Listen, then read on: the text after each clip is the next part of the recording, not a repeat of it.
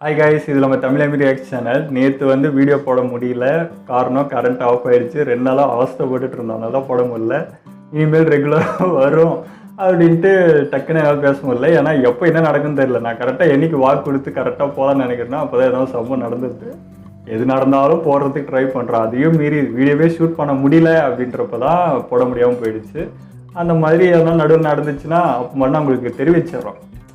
ரொம்ப எதிர்பார்க்குறீங்க. நாங்கள் வந்து ஒரு நாள் வீடியோ பண்ணாவே எங்களுக்கு விரியாத ஒரு சீக்கிரம் போட அப்படின்றீங்களா? அது ஒரு மாதிரி ப்ரெஷர் ஆயிடுச்சு. ஆனால் வந்து நிறைய பேர் சப்போர்ட் பண்ணுறீங்க. நாங்கள் வந்து எதாவது சொன்னோன்னா உடனே நாங்கள் இருக்கோம், பரவாயில்ல ப்ரோ, நாங்கள் வெயிட் பண்ணுறோம் அப்படின்னு சொல்கிறீங்க. அது கேட்கறதுக்கே ரொம்ப சந்தோஷமாக இருந்தது. Thank you so much. அந்த அளவுக்கு நீங்கள் அண்டர்ஸ்டாண்டிங்கோடு அதை எடுத்துகிட்டு போகிறீங்க.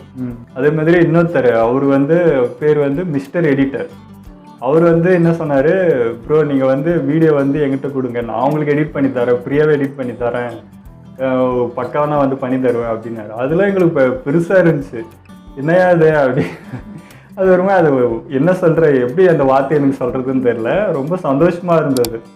நமக்காக வந்து பண்ணுறாங்க, செய்கிறாங்க. அதுவும் நான் வந்து செய்கிற ஹெல்ப் பண்ணுற இது மாதிரிலாம் எங்களுக்கு வந்து நடந்ததே இல்லை லைஃப்பில். இதெல்லாம் வந்து எங்களுக்கு ரொம்ப புதுசாக இருந்து ரொம்ப சந்தோஷமாகவும் இருந்தது. பரவாயில்ல ப்ரோ, நாங்களே பண்ணுறோம் அப்படின்னு சொன்னோம். ஆனால் எனக்கு அது ரொம்ப பிடிச்சிருந்ததுங்க. என்ன ஏதுன்னு அது எதிர்பார்க்காம ஒன்று பண்ணுறாங்க இல்லைங்களா, அது வந்து பெரிய விஷயம். அதெல்லாம் எங்களுக்கு ரொம்ப பிடிச்சிருந்துச்சு. அதான் நான் வந்து என்ன சொல்கிறது, ஃப்ரீயாக தான் ப்ரோ கேட்குறேன். அதுவும் நீங்கள் சீக்கிரம் வீடியோ போடணுன்றதுக்காக எங்களுக்காக அவர் யோசிச்சாரு. அதெல்லாம் எங்களுக்கு சந்தோஷமாக இருந்தது. ஸோ அனிமிக்கு இவ்வளோ வெறித்தனமான ஃபேன்ஸ் இருக்காங்க. ஏற்கனவே தெரியும் இன்ஸ்டாகிராமில் வேறு லெவலில் இருப்பாங்க. எனக்கு வந்து இந்த அளவுக்கு இருப்பாங்கன்ட்டு நான் எதிர்பார்க்கல. அது ஒரு ரியாக்ஷன் எங்களுக்கு தெரியுது. ஸோ நாங்களும் ரியாக்ட் பண்ணுறன்றப்போ அந்த அன்பு அப்படியே எல்லாரையும் வருது. அது ரொம்ப சந்தோஷமாக இருக்குது, ரொம்ப பிடிச்சிருக்கு. ஓகேப்பா, நம்ம வந்து இது எடுக்கிறப்போ கொஞ்சம் தயக்கமாக தான் இருந்தது. இப்போ நான் பார்ப்பாங்களா இல்லையா, இல்லை நம்ம வந்து குழந்தை பசங்க இணையா குழந்தை மாதிரி இதை பார்த்துனுங்கிற அப்படின்னு என்ன கேள்வி கேட்பாங்களா, அவ்வளோ தயக்கமாக இருந்தது. பட் வந்து கதையாக ஸ்டோரியாக பார்க்குறப்போ இது சூப்பர் கதை. எல்லாரும் லைஃப்பில் என்ன அனிமையாக பண்ணியிருக்காங்க. பட் கதை ரைட்டிங் வந்து வேறு லெவலில் இருக்குது. நம்ம எல்லாருக்குமே வந்து அது பொருத்தமானதாக அமையுது. நம்ம லைஃப்லேயே இதில் எடுத்துக்கிற மாதிரி நிறையவே இருக்குது. ஸோ டைலாக் வந்து ரைட்டிங்கில் வெயிட் காட்டியிருக்காங்க. ஸோ அதனால தான் இவ்வளோ பேர் ரசிக்கிறாங்க, இவ்வளோ ஃபேன்ஸ் இருக்குன்றது நம்ம பார்க்குறப்போ எங்களுக்குமே அது புரியுது. ஓகே, ரொம்ப ஓவராகவே பேசிட்டாங்க. வாங்க, ரொம்ப காக்க வைக்க விரும்பல. ஏற்கனவே நேற்று வந்து லேட்டே ஆயிடுச்சு. இன்றைக்கி வந்து நருட்டோ கிளாசிக்கில் வந்து எபிசோடு 25 பார்த்துடலாம். வாங்க, நேரம் வீடியோக்குள்ள போயிடலாம்.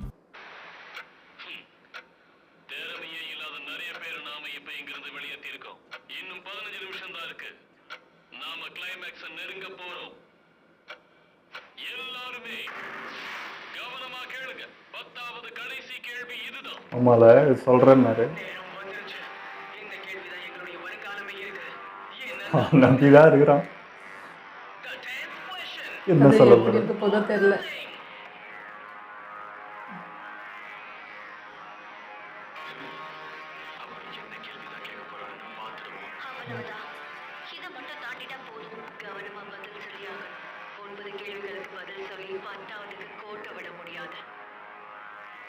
ஒன்பது கேள்வி பதில் சொல்லிட்டியா?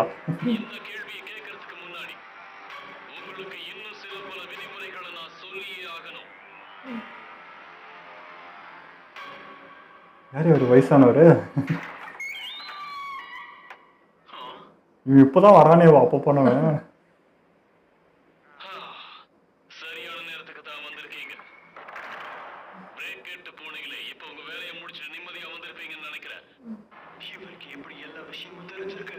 கண்டுபிடிச்சிட்டாங்க.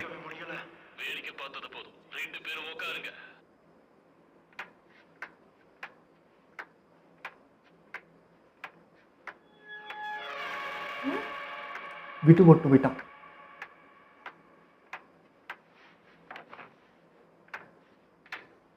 இந்த விதிமுறைகள் எல்லாமே 10வது கேள்விக்கு மட்டும்தான் பொருந்தும். எல்லாரும் கவனமா கேளுங்க. இக்காரணத்தை கொண்டு யாரும் பயப்படவே கூடாது. அதான் ஆரம்பத்திலிருந்து பண்றீங்க, பயமுத்திட்டு வரக்கூடாதுன்னு.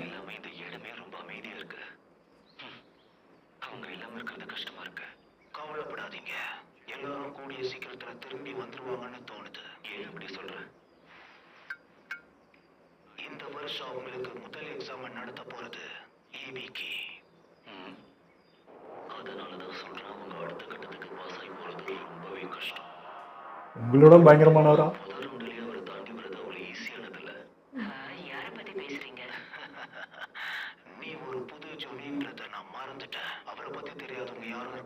இது பையன் தானா? சரி, அவரை பத்தி இப்ப ஒன்று தெரிஞ்சுக்கிற சொல்லுங்க. இன்னொன்று இதுக்கு வாய்ஸ் அப்படி கொடுத்துருக்குறாங்க. அவர் ஒரு ஸ்பெஷலிஸ்ட். அப்படியா? இதுல அப்படி ஸ்பெஷல்?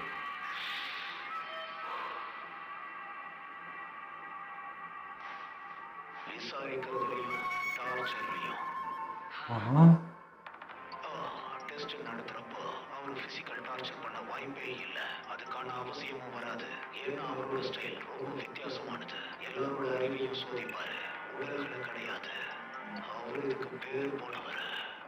இடன் லீஃப் வில்லேஜில் இருக்கிற ஆமோ டார்ச்சர் அண்ட் இன்ட்ராக்ரேஷன் குரூப்ல இருக்கிறவரை பத்தி எல்லாருக்கும் தெரியும். ஐயோ அந்த குரூப்போட தலைவர்.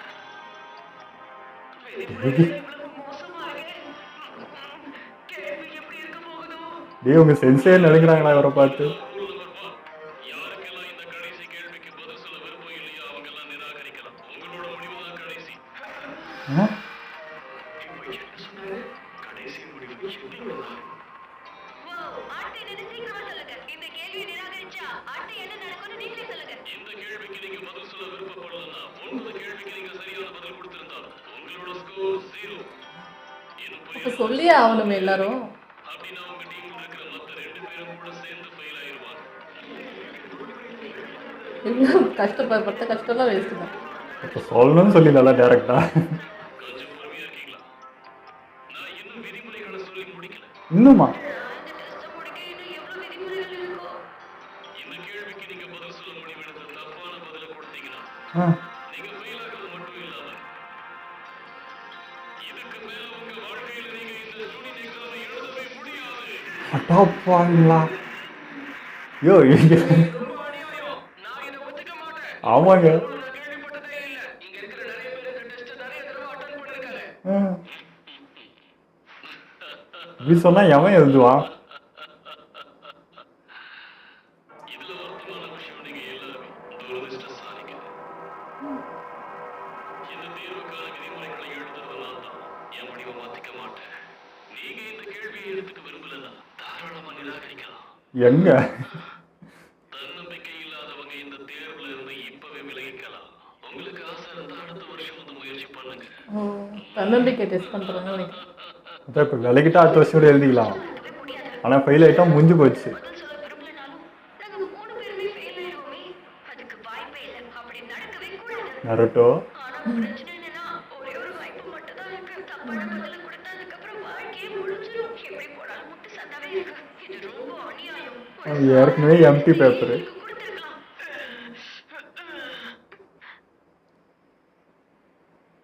சரி, எல்லாரும் தயாரா இருக்கீங்களா? இந்த 10வது கடைசி கேள்வியில யாரெல்லாம் பங்கேற்க தயாரா இல்லையோ அவங்க கை தூக்குங்க.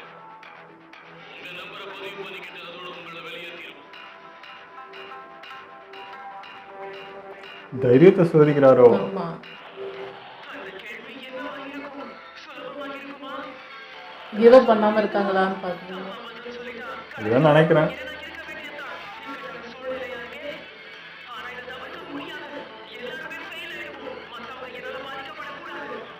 இல்ல, என்ன ஆனாலும் சரி, இங்க இருந்து நான் பயந்து ஓடவே மாட்டேன். நான் என்னோட கைகளை தூக்கவே மாட்டேன். ஆனா நருட்டோ என்ன பண்ண போறான்? அவன் பெரிய தொடர்நடிகையாச்சே. எனக்கு நல்லா தெரியும் நருட்டோ. நீ கையை தூக்க தான் போற. பரவாயில்ல விடு, எங்களை பத்தி கவலைப்படாத. அடுத்த வருஷம் பாத்துக்கலாம். நீ உன்னை பத்தி மட்டும் யோசி. அவன் ஒன்ன மாதிரி கிடையாதே. நான் இதுல பங்கேற்கல. என்னால முடியாது. நான் கிளம்புறேன். இதுக்கு மேல என்னால முடியாது. நான் கிளம்புறேன். நம்பர் 15 ஃபெயில் ஆயிட்டாரு. நம்பர் 130, நம்பர் 110 நீங்களும் இப்ப வெளியே ஆகணும். ஆனால் இது பயந்து போகிற மாதிரி தானே இல்லை? தயவு செஞ்சு இதை மறைச்சிருங்க.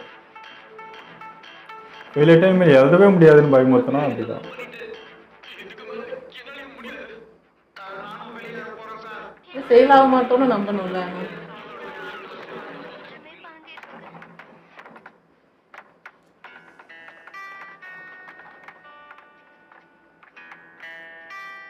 கையை தூக்க நருட்டோ. ஏன் இன்னும் அமைதியாவே இருக்க? அது அவன் முடிவு பண்ணணும். இவன் தான் சொல்லிட்டு இருக்கான். நருட்டோ, தூக்க வச்சிருவோம் போல.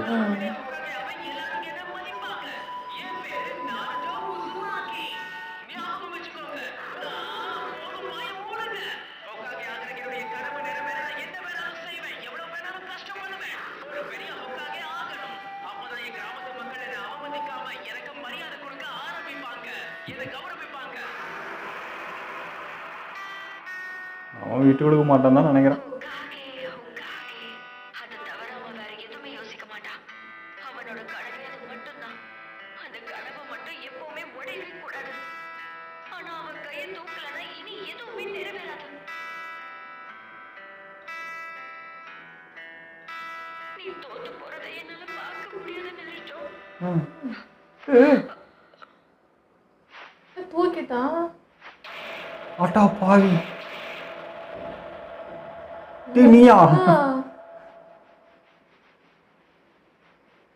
அவனா அப்படி பண்றான்? வாய்ப்பே இல்லை.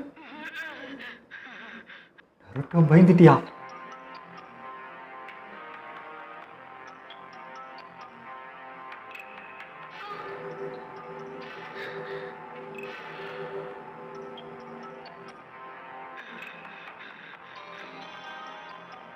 அவ்வளோதான் நான் போச்சா? விஷயம் என்னன்னா இந்த ஈவிக்கு மனிதர்களை ரொம்ப நல்லா புரிஞ்சு வச்சிருக்காரு. அதனாலதான் விசாரிக்கிறதுல இவர் ஸ்பெஷலிஸ்டா இருக்காரு. ஒருத்தரோட பலவீனத்தை கண்டுபிடிச்சு அதை பயன்படுத்தி காய்களை நகர்த்துவாரு. தேய்ச்சி தருவை இருக்கிறதுனால அவர் பிசிக்கல் டார்ச்சரை பயன்படுத்தவே மாட்டார். அவர் பெரிய புத்திசாலி. மூளைக்குள்ள புகுந்து விளையாட ஆரம்பிப்பாரு. அதுவே பெரிய டார்ச்சரா இருக்கும்.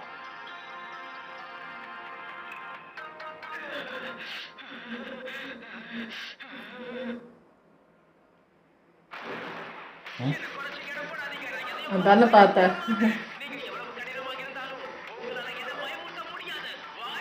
எங்களை பயமுத்துற கையை தூக்கி.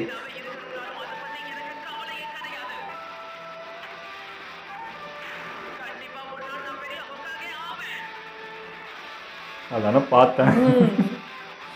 ஒரு நிமிஷம் ஷாக் ஆயிட்டேன். வீரவசனால தான் தம்பி பேசுற கேள்வி.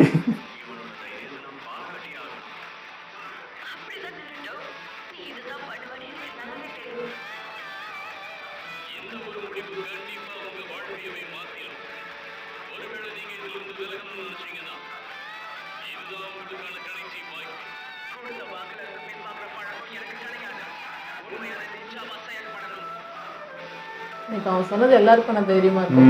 எவனும் இப்போ இலை கூட மாட்டான்.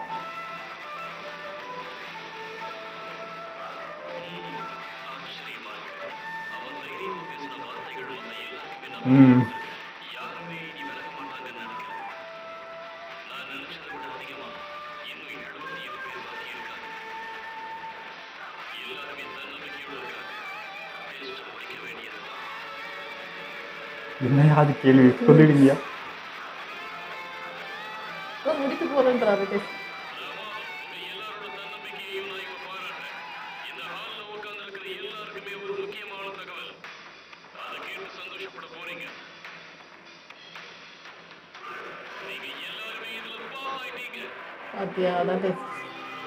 அவ்வளவுதானா?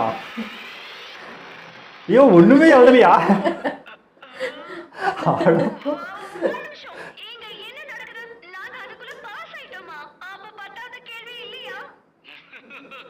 கேள்வியே இல்ல.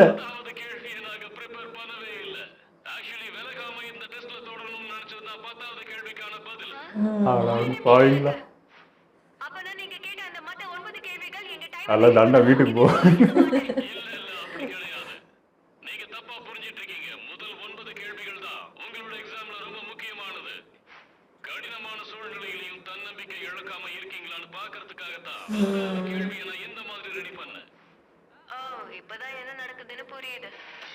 எந்த அளவுக்கு நீங்க ட்ரிக் யூஸ் பண்றீங்கன்றது தான்.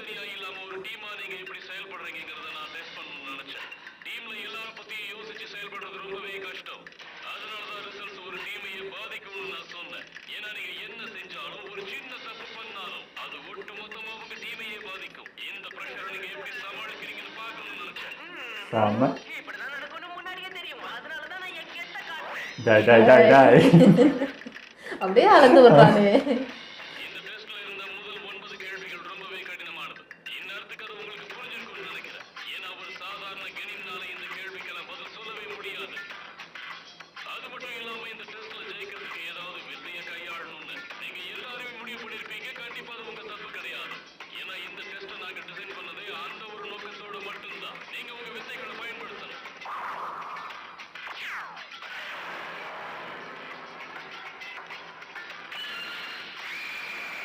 எல்லாத்தையும் நோட் பண்ணி தான் இருந்துக்கிறாரு.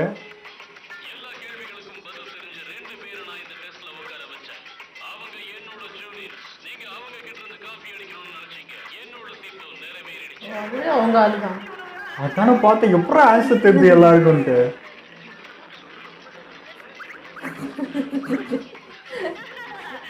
இதெல்லாம் முன்னாடியே தெரியும். டேய், போன நெஞ்சவுக்கு இது கூட புரியாதா என்ன?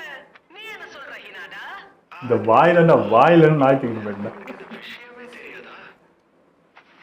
மாட்டிக்கிட்ட எல்லாரும் ஃபெயில் ஆயிட்டாங்க. வித்தைகளை சரியா பயன்படுத்த தெரியலனா அதை பயன்படுத்தாம இருக்கிறதே நல்லது. ஓ, தகவல்களை சேகரிக்கணும். ஒரு பேட்டில் ரொம்ப முக்கியமான விஷயம் அது மட்டும்தான். நீங்க எந்த அளவுக்கு தகவல்களை சேகரிக்கிறீங்களோ அது ஒரு மிஷனோட வெற்றியையும் தோல்வியையும் முடிவு பண்ணும். கரெக்ட். வெற்றியை நீங்க சில நேரம் உங்க உயிரியை கூட பணிய வைக்கணும். என்ன இவ்வளவு மோசமா இருக்கு? Scars, puncture wounds, தீக்காயங்கள். இவரு என்னெல்லாம் ஏதோ மண்டைக்குள்ள போயிட்டு ஏதோ பண்ணுவாருன்னு. அதே சமயம் உங்களுக்கு கிடைக்கிற தகவல் யார்கிட்ட இருந்து வருதுங்கிறது முக்கியம்தான். ஏன்னா எதிரிகள் கொடுக்கிற தகவல்கள் எப்பவும் சரியா இருக்கும்னு சொல்லிட முடியாது. இந்த விஷயத்தை நீங்க எப்பவும் ஞாபகம் வச்சுக்கணும். தகவலே கிடைக்கலனாலும் சரி, தப்பான தகவலை மட்டும் சேகரிக்க கூடாது. அப்புறம் நம்ம கூட இருக்கிறவங்களை நம்ம இழக்க நேரிடும். இல்லைன்னா ஒரு கிராமமே கூட அழிஞ்சிடும். அதனாலதான் முக்கியமான தகவல்களை சேகரிக்கிற நிலைமைக்கு நான் உங்க எல்லாரையும் கொண்டு போறேன். ஏமாத்தியாவது நீங்க ஜெயிக்கணும்னு முடிவு பண்ணீங்க. அதையும் சரியா செய்ய முடியாதவங்க தான் ஃபெயில் ஆகி வெளியேறினாங்க. சூப்பரியா. திறமைசாலிகள் இங்கேயே இருந்துட்டீங்க. ஓகே, ஆனா எனக்கு இன்னும் 10வது கேள்வி என்னன்னே புரியலையே. அதான் பாஸ்ன்ட்டாங்களா? இந்த 10வது கேள்விதான் எக்ஸாமோட ரொம்ப முக்கியமான ஒரு கேள்வி. அது உங்களுக்கு புரிஞ்சிருக்கும்னு நினைக்கிறேன். புரிஞ்சுது, ஆனாலும் விளக்கமா சொல்லுங்களேன். நான் ஏற்கனவே சொன்ன மாதிரி உங்களை தனித்தனியா பரிசோதிக்கிறது மட்டும் இல்லாம ஒரு டீமா எப்படி செயல்படுறீங்கன்னு பார்க்க நினைச்சேன். என்னோட கடைசி கேள்வியில் எனக்கு 2 சாய்ஸஸ் இருந்துச்சு. 2மே கடினமான. எதுக்கு பிரச்சனை இந்த கேள்வியை நீங்க தவிர்த்துட்டு போயிருக்கலாம். அப்படி போயிருந்தா நீங்களும் உங்க டீம்மேட்ஸும் தோத்துருப்பீங்க. இல்ல தைரியமா பதில் சொல்லி இருந்து ஒருவேளை அந்த பதில் தப்பா இருந்திருந்தா நீங்க திரும்பவும் இந்த ஜூனியர் எக்ஸாம்ல கலந்துக்கவே முடியாது. யாரெல்லாம் தைரியமா முடிவெடுக்கிறீங்கன்னு நான் பார்த்துக்கிட்டே இருந்தேன்.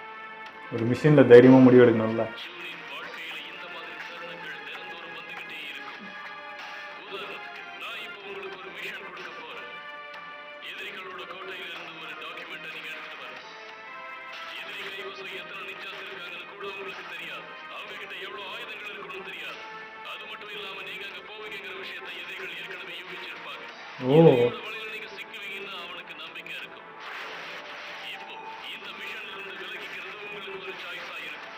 அப்படி இருந்திருந்தா இன்னொரு நாள் நீங்க கண்டிப்பா தைரியமா போராடி இருக்கலாம். ஆனா ஆபத்தை கண்டு நீங்க பயந்து ஓடுவீங்களா? இல்ல. சில மிஷன்ஸ் வாழ்க்கையில தற்கொலைக்கு சமமா இருக்கும். ஆனா வேற வழியே இல்ல. நீங்க இதுல இருந்து பின்வாங்குறதுக்கான வாய்ப்பே இல்ல. வெற்றியை நோக்கி மட்டும்தான் பயணிக்கணும். தன்னம்பிக்கையும் ஒழுக்கமும் மட்டும்தான் உங்களை காப்பாற்றும். ஷூட்டிங் ஸ்குவாட் லீடர் ஆகிறதுல இந்த திறமை தான் ரொம்பவே முக்கியமானது. ஐயா நீங்க வேற லெவலியா நீங்க.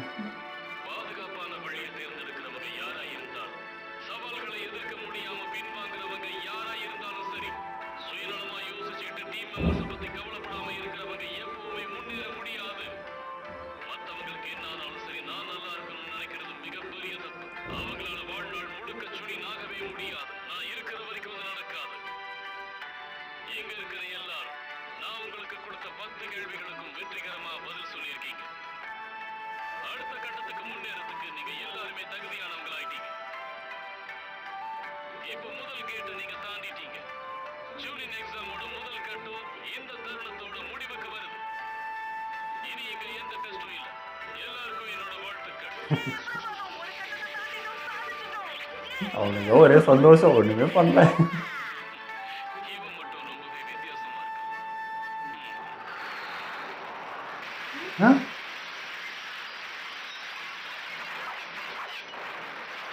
என்னது?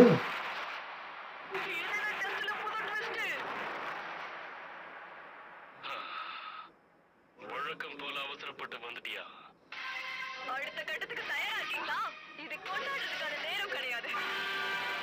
அடுத்த எக்ஸாமா? அடுத்த ப்ராம்ப்டர் என் பேரு கோமிதா ராஷி. 2வது டெஸ்ட்க்கு தயாரா இருக்கீங்களா? பிரமாதம். வாங்க எல்லாரும் இவங்கன்னு அதுக்கு மேலே திரும்பவும் நீ சீக்கிரமா வந்திருக்க. யோசிச்சு ஹாப்பி ஆகிறதுக்குள்ள அடுத்தது பிரமாதம். தொண்டை கிழிய கத்திக்கிட்டு இருக்கா. பார்க்க நருட்டோ மாதிரியே இருக்கு. இங்க எத்தனை பேர் இருக்காங்க? விக்கி, இவங்க எல்லாரையுமே பாஸ் ஆக்கிட்டீங்களா என்ன? அப்போ உங்க டெஸ்ட் ரொம்ப ஈஸியா இருந்திருக்கு. இது முன்ன மாதிரி இல்லையோ? அப்படி சொல்ல முடியாது. இந்த வருஷம் ரொம்பவே கடினமானவங்க வந்திருக்காங்க. ஆனா பார்க்க அப்படி தெரியலையே. அடுத்த ரவுண்ட் முடியறதுக்கு முன்னாடி இதுல பாதி பேரையாவது வெளியில அனுப்பிடுங்க. பாதிக்கு மேலேயா?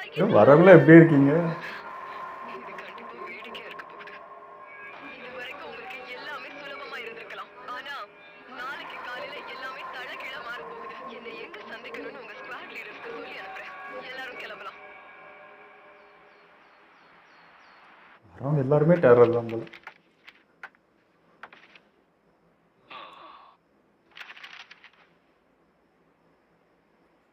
நருட்டோ எம்டி பேப்பர் அவன் தான் படுபாவி. ஒரு கேள்விக்கு கூட பதில் இல்லாத ஒரு பையனை இப்பதான் நான் பார்க்கறேன். நாருட்டோ ஊசுமாக்கி. தைரியம்.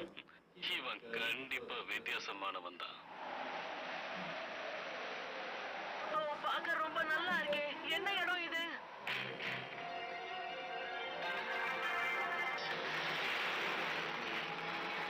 என்னையா பிசிக்கல் டெஸ்டா? உங்க எக்ஸாமோட ரெண்டாவது கட்டம் இங்கதான் நடக்க போகுது. இதுதான் 44th battle training zone. ஆனா நாங்க இதுக்கு வச்ச பேரு Forest of Death. Forest of Death. 25th episode வேற லெவலில் இருந்ததுங்க. இந்த எக்ஸாம் முழுக்க முழுக்க பார்த்தீங்கன்னா ஒரு நிஞ்சா ஆர்ட்டுக்கான மொத்த விஷயமும் இதில் வச்ச மாதிரி தான் இருந்துச்சு. இதுதான் நார்மலாக ஒரு எக்ஸாம் அப்படின்றதே இல்லை. எந்த அளவுக்கு நீ வந்து ஒரு மிஷினில் வந்து இவ்வளோ சீக்ரெட்டாக மெயின்டைன் பண்ணுற, உன்னோட இப்போ வந்து எப்படி சொல்ல எதிராளிகிட்ட போகிற அவன்கிட்ட வந்து இன்ஃபர்மேஷன் கலெக்ட் பண்ணி உன் டீம்மேட்டோட பகிரணும் அப்படின்னா எவ்வளோ இது நுணுக்கமாக பண்ணணுன்றதுக்கு தான் இந்த மிஷின்றது. அதுவும் இப்போ நெக்ஸ்ட் லெவல் போகிறதுக்காக இது ஒரு பேசிக் டெஸ்ட் அவ்வளோதான். அதுவே இவ்வளோ இந்த லெவலு. அடுத்த லெவலுக்கு நீ வந்து இதெல்லாம் தான் கற்றுக்க போகிற. டீம்மேட்டோட சேர்ந்து இருக்கணும், 3 பேரையும் பாதுகாக்கணும். நீ எடுக்கிற ஒரு முடிவுமே உன் டீமையும் சேர்த்து பாதிக்கணும் தான். இப்போ பாதி டைம் வந்து இதுலேருந்து வந்து பயந்து போயிட்டாங்க அப்படின்னா மிஷின் இதே மாதிரி தான். உயிருக்கு பயந்து நீ ரிட்டர்ன் ஆகிட்டீங்கன்னா அது மிஷினே க்ளோஸ்ன்ற மாதிரி தான். ஸோ அதனால தான் வந்து டீம் எந்த முடிவு எடுத்தாலும் டீமஸ் ஆகிறோன்ட்டு அதை சொல்லிகிட்டே இருந்தாங்க. வேறு லெவலில் இருந்துச்சு. அது ரொம்ப பிடிச்சது. அந்த பயம், கிவ் அப், அப்புறம் விடாமுயற்சி, தன்னம்பிக்கை, இது எல்லாத்தையுமே டெஸ்ட் பண்ண மாதிரி லாஸ்ட்டில் ஒன்று வச்சது வந்து ரொம்ப பிடிச்சிருந்தது. இந்த நருட்டோ பையன் பாருங்க, கை தூக்கி ஒரு நிமிஷம் ஷாக் ஆகிட்டு இவன் பாதியில் போகிறானா அப்படின்ட்டு கை தூக்கிட்டு ஃபேஸ் ரியாக்ஷன் வேறு அதே மாதிரி குழப்பமாகவே கொடுத்தாருனா நாங்கள் வேறு நம்பிட்டோம் ஃபஸ்ட்டு பயமில்லை. அப்புறம் அது விடலை. நருட்டோ அப்படி தானே, அவன் கிவ் அப் பண்ணவே மாட்டான். ஆனால் நல்லா கன்ஃபியூஸ் பண்ணிட்டான் நடுவில். ஆமாம், எனக்கு பின்னாடி இந்த சாக்குறா தான் அது நெகட்டிவ் வைப்பு. அவன் கை தூக்குறான்னு இது தூக்கிட்டு எதனா பண்ணிடுவான்னு பயந்து இருந்தா இவன் கை தூக்கிட்டான். நானுமே பயங்கரமாக ஷாக் ஆகிட்டு நீ ஆடா அப்படின்னு இருந்துச்சு. பட் பையன் இந்த டெஸ்ட்டுக்கான முழுக்க தகுதியுள்ள எல்லாம் அவன் தான்.